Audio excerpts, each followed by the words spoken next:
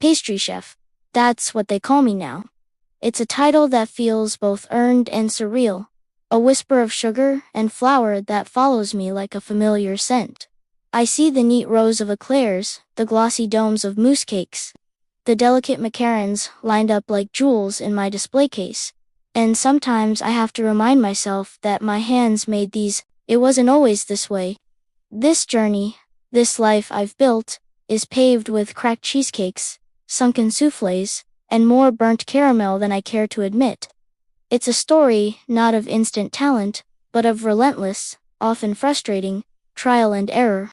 My path to becoming a pastry chef began not in a pristine, professional kitchen, but in my grandmother's warm, chaotic one, with a recipe book stained with generations of love and a healthy dose of failure, from failed recipes to sweet success. My earliest memories are of standing on a stool, flour dusting my nose, watching my grandmother's hands work magic with dough. She never measured precisely, relying on intuition, a pinch of this and a handful of that. When I tried to replicate her famous apple pie on my own for the first time, the result was a disaster. The crust was tough enough to be a weapon, and the filling was a soupy, undercooked mess. I was devastated, but my grandmother just laughed, handed me a fork, and we ate the apple pudding straight from the dish. The best lessons, she said, are the ones that tastes a little funny at first. That became my mantra. I worked my way through that old family cookbook, and for every beautiful loaf of bread, there were 3 that were dense, flat, and utterly inedible. I tackled croissants, and for weeks my kitchen was a buttery war zone, yielding layers that were either non-existent or greasy. I remember one particularly soul-crushing attempt at a multi-tiered birthday cake for my brother. It leaned like the Tower of Pisa before collapsing into a sad, sugary landslide just minutes before the party. I cried, surrounded by crumbs and broken dreams. In that moment, quitting seemed like the only logical option. But something inside me, a stubborn little flame kindled by my grandmother's encouragement, refused to be extinguished. I realized that failure wasn't the end. It was data. A tough crust meant I overworked the dough. Soupy filling meant the apples released too much water.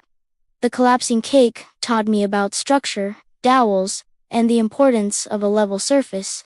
Each disaster was a lesson in disguise, a piece of the puzzle. I started a failure journal, meticulously documenting what went wrong and theorizing why. I became obsessed with the science behind baking the way gluten develops. How sugar crystallizes, the precise temperature at which egg whites will whip into a perfect meringue. My tiny apartment kitchen transformed into a laboratory.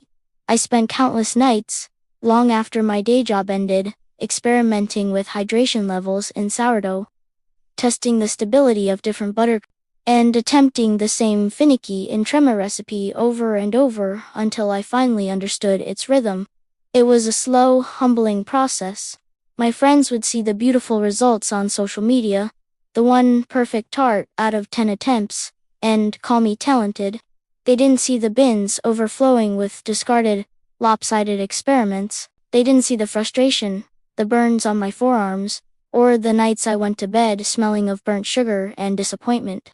But with each small victory, the first time a soufflé rose proudly above its ramekin, the day my macarons finally grew their delicate feet, my confidence grew. The failures became less frequent, the successes more consistent.